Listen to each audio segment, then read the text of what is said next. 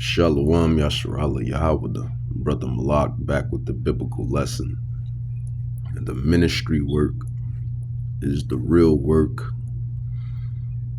The things we do to push the gospel. And it's just best to stay doing the ministry work and stay in the spirit and stay in the scrolls and stay reading, because this keeps you out of the flesh, or fulfilling the lust of the flesh and being tempted by the flesh and temptations and everything else. But this lesson is dubbed Yahawah brought these things upon Israel. Yahawah brought these things upon Israel. Who is Israel? Israel is you so-called Negroes, Latinos, and Native Indians, and islanders, and those that look like the heathen, the Gentiles dispersed throughout the nations. You are the Israelites. You are the Jews. And I was going into Baruch, the Apocrypha, chapter 2, and it was talking about how Yahawah, brought these prophecies, these signs, because our people didn't, our ancestors, which is us anyway, because everything is regenerated. It was us then and it's us now. But we didn't hold our end of the bargain as far as keeping his statutes. But Baruch chapter 2, verse 2, it says, to bring upon, I'll start at 1. It says, therefore Yahawah have made good his word, which he pronounced against us and against our judges that judged Israel, and against our kings and against our princes and against the men of Israel and Judah. And Israel is the northern kingdom and Judah is the southern kingdom. Israel would be, your so-called, Latin tribes. And Judah would be the so-called African-American tribes, Haitian tribes. Verse 2, it says, to bring upon us great plagues such as never happened under the whole heaven. And that's true. Baruch chapter 2, verse 2, it says to bring upon us great plagues, vexation, calamity such as never happened under the whole heaven, as it came to pass in Jerusalem, according to the things that were written in the law of Moses. And that's true. We can precept that with First Maccabees chapter 2, verse 10 and 13, because no other nation has went through what Israel has went through all over the earth, from our lands being stolen, gold, silver stolen, heritage stolen, according to Psalms 83, 1 through 6. All of the horrendous atrocities that happened over these eras and times. And then all of these atrocities that happened not too long ago, 40, 50 years ago, in this place called Babylon, which is known as Babylon. America is Babylon. It is the great whore, the great harlot, Babylon, and spiritually Sodom and Egypt, because it's a lot of alphabet work going on here. So it's spiritually Sodom. And we know what happened. We all know what happened to Sodom and Gomorrah. Yahawah eradicated it. And it's Egypt because it's bondage. Slaves, debt slaves, wage slaves. So the prophecies, they go hand in hand. But no nation has been done like Israel, because we're Yahawah's people. We're his chosen people. So he's going to make a great example out of us, because we're his children, according to Amos 3 and 2, according to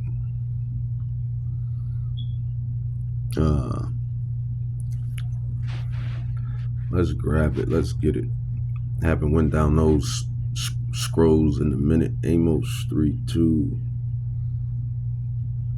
Yeah, according to Amos 3:2, where he states, Yahawah states, "You only have I known of all the families of the earth." That means out of all the nations. Therefore, I will punish you for all your iniquities. So that's why we caught the bad end of the stick, because we're his children. But to back that, First Maccabees chapter 2, verse 10, it says, "What nation have not had a part of her kingdom?" It's talking about Jerusalem, Judah, Israel. All of these Gentile nations have, like I said, stole and committed atrocities against the nation of Israel. Even to this day, to this very day, this is why America will be destroyed. And this is why Yahawah will bring all of these nations into the valley of Jehoshaphat. And you see that now, or Yahawah Shaphat. He's doing that now. He's stirring up, Magog. He's stirring up, Magog, Russia, China, these other nations, because they're going to get riled up and angry with the whore. Who is the whore? The whore is America. It is Babylon. It is spiritually Babylon, spiritually Sodom, spiritually Egypt. All of the debaucherous nations coming back. This is what this place is. But what nation have not had a part in her kingdom and gotten of her spoils? All her ornaments are taken away. Of a free woman, she has become a bond slave. And that's talking about you Israelites, you Negroes, Latinos, and Native Indians. Latinos, Negroes, Native Indians, Islanders, and those that go back to our people that look like the heathen nations. You Israelites. It says, "And behold, our sanctuary, Jerusalem, is trodden down right now." That's why he tells you that until the time of the Gentiles, until the time of the heathen, until the time of the Gentiles be fulfilled. Roughly paraphrased.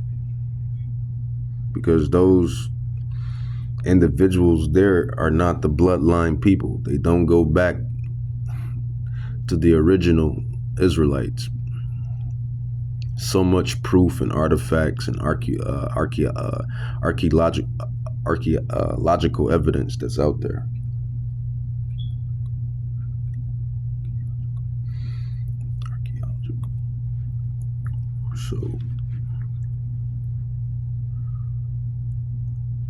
So much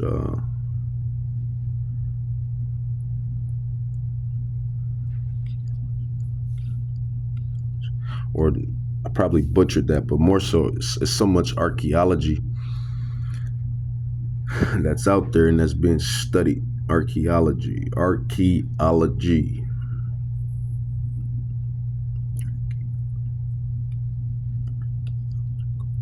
Or maybe I didn't, but archaeological. So much archaeological evidence that's been dug up, just like they just found where those angels destroyed those Assyrians. They just found that out. Check that out.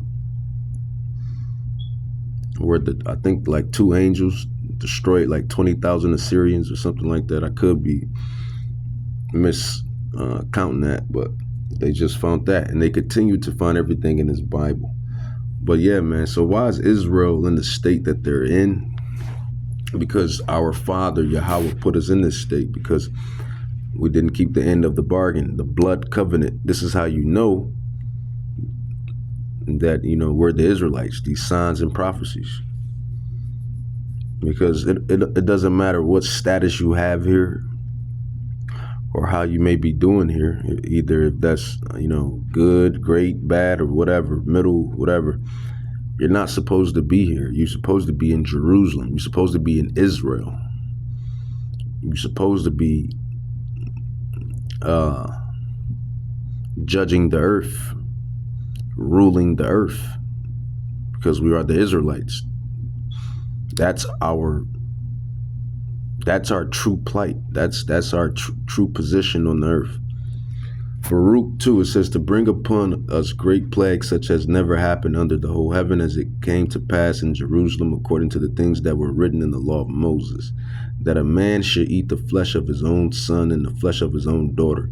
Moreover, he have delivered them to be in subjection to all the kingdoms were scattered, to all these heathen nations that are round about us, to be as a reproach and a desolation among all the people round about, where Yahawah has scattered them. So, our people like to say, where was Yahawah during slavery? Where was God during slavery? Well, he was sitting right there. He is the one that brought us into slavery or captivity or in the land of our exiles. He the one that put these things amongst us for disobedience. For disobedience. Not keeping our end of the bargain, which is the blood covenant. The blood covenant that Moses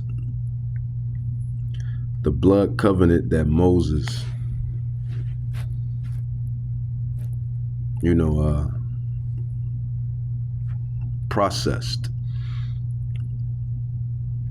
Verse 5, it says, thus we were cast down and not exalted because we have sinned. What is sin? Sin is the transgression of the holy law against the power, Yahawah, and have not been obedient unto his voice. And so that's what we did. We broke those laws. But thank you, Yahawah, for sending his son, Yahawah Shai, to be that perfect blood sacrifice, So we no longer have to, slaughter animals and bring them to the altar, if you will, and so on and so forth. Yahawah Shai was that perfect sacrifice. But that doesn't negate the fact that we are to not keep the holy laws. So that's another thing that Christians don't get. We're under grace, but we're governed by the law. So, certain commandments you can keep, it's best to try to keep them.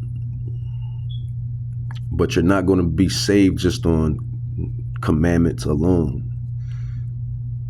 That might be another lesson. You're not going to be saved just on commandments alone, because it all ties in. It's the faith.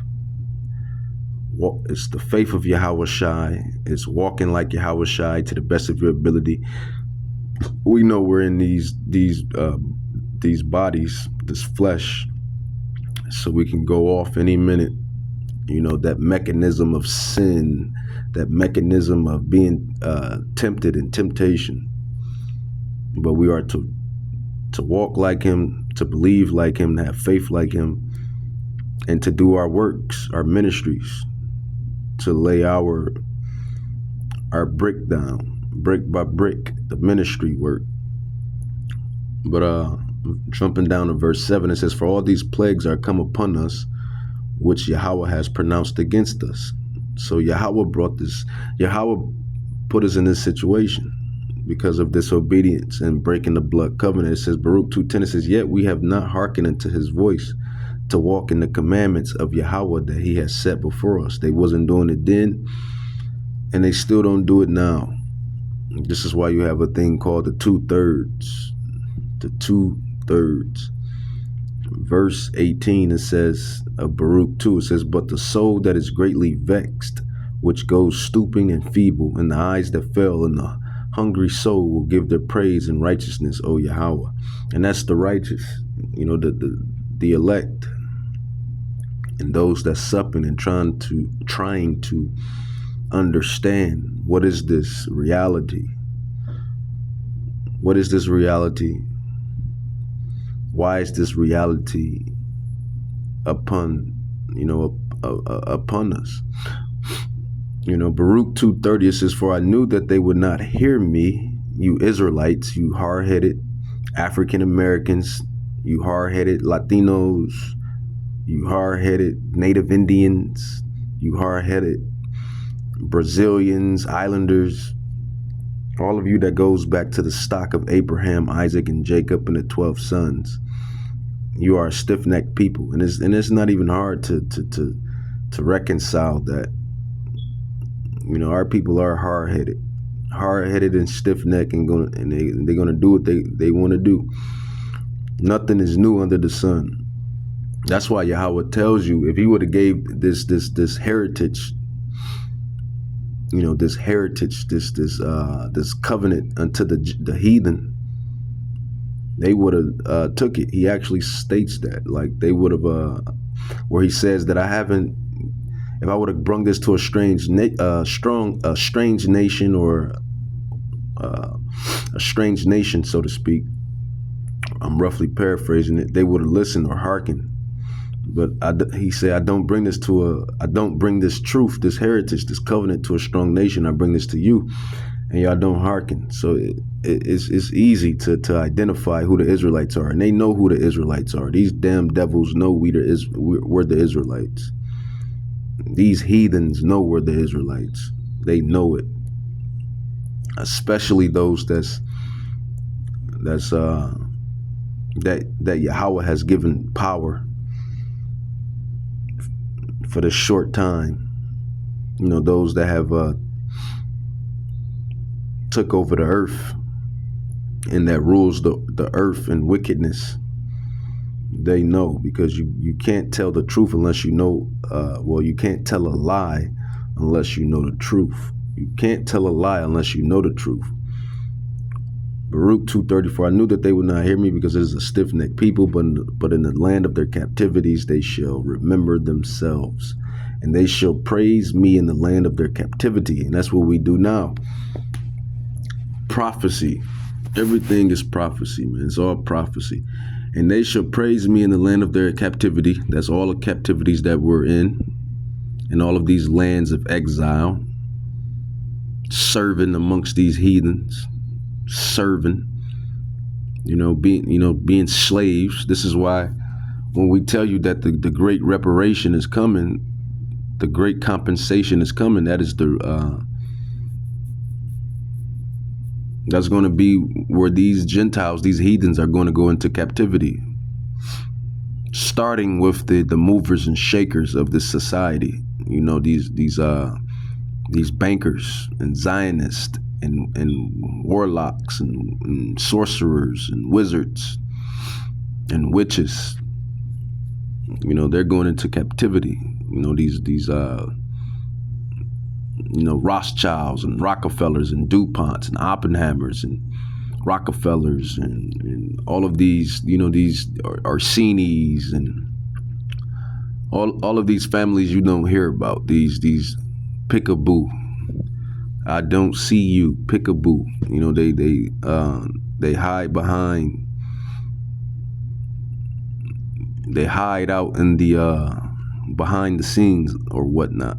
Yahawah sees, the angels see, and these people are going to be judged. These heathens are going to be judged for what they have done to the children of Israel, the true children of Israel. Baruch 2:32 says, and they shall praise me in the land of their captivity and think upon my name. And we do that to this day. It says, in return from their stiff neck, the elect, only the elect is going to return from their hard-headedness, from being wayward, and from their wicked deeds, going off in the flesh, being tempted and falling into temptation, which is, which is breaking the laws. Usually when you fall into temptation, for the most part, you end up breaking the holy commandments and whatnot, because you have,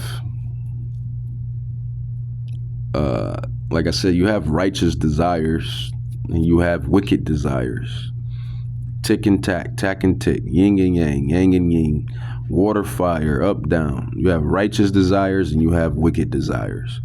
But usually when you fall into temptation, you're dealing with wicked desires. But Baruch 2:33 says, in return from their stiff neck and from their wicked deeds, for they shall remember the way of their father, which sinned before the Lord, Yahawah. So that's why you find yourself in these situations, Israel. But Yahawah is coming to restore the nation of Israel, which is you so-called Negroes, Latinos, Native Indians, Islanders, and those Israelites amongst the heathen that look like the heathen. That's another thing that catches people up.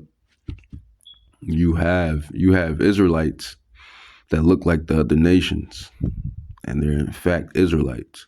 And then you have heathens that look like Israelites, and they're in fact heathens. So this thing is this is a very spiritual thing here. This is a very spiritual walk. And you gotta really see things through the spirit to really